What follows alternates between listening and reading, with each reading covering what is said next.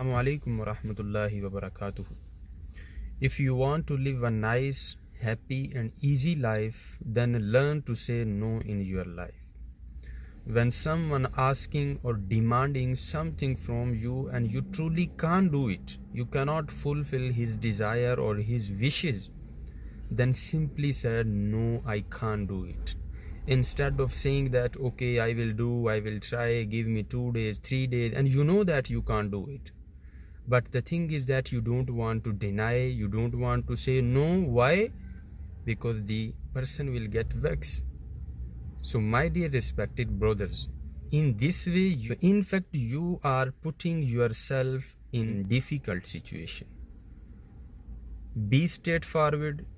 If you can do it, you must do. If you can't, then say sorry, I can't do it. Be straightforward. This is what Quran teaches us and this is what Hadith teaches us.